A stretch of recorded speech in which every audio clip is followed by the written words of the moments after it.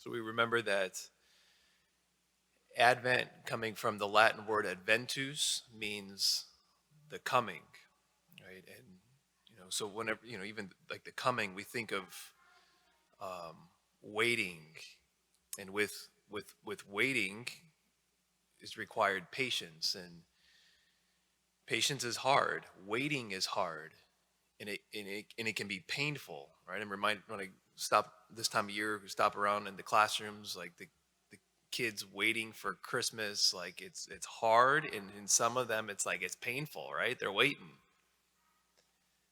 for us, right?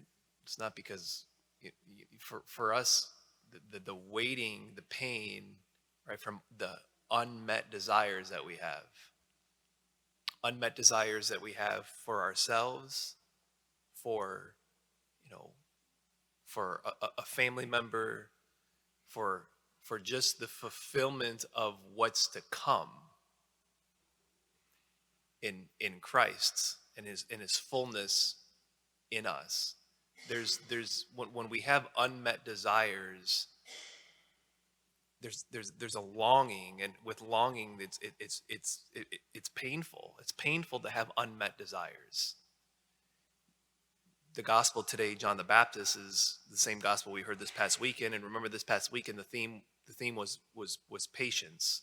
Second reading was the book of James, patience and the longing. John the Baptist in prison, and in John the Baptist, the unmet desire, the uncertainty. What's the thing he does? He goes straight to the source.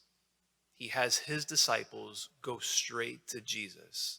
There's no messing around anywhere else. He just, in his unmet desires, he goes to the source.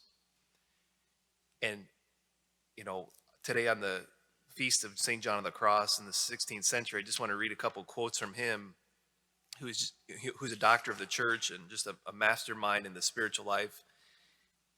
On this point, he says, whenever anything disagreeable or displeasing happens to you, when there's unmet desires, when there's the longing, when there's the pain, when there's the suffering, remember Christ crucified and just be silent.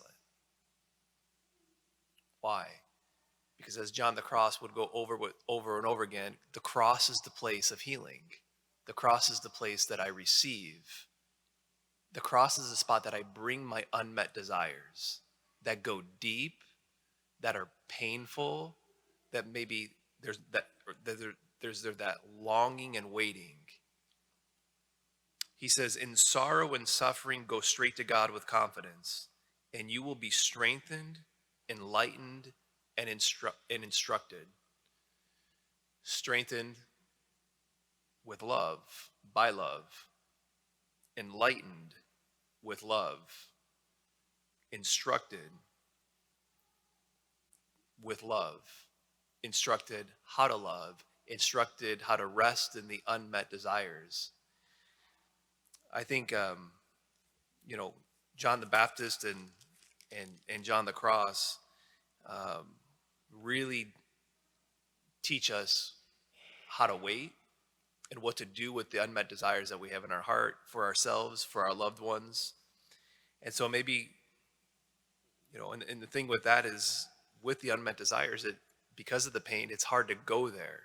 And so if we're courageous enough today to sit with those, to name the unmet desires, to bring them to Christ, to call them to mind, right? To have courage to do that and ask, what are my unmet desires right now? Where is the longing in my heart? Where is the pain? And then to go to the cross.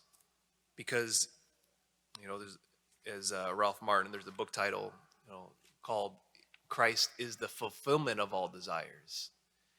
And so as John the Baptist is in prison today, in whatever spot that might be in for us, let us turn to the Lord. Let's recognize those unmet desires.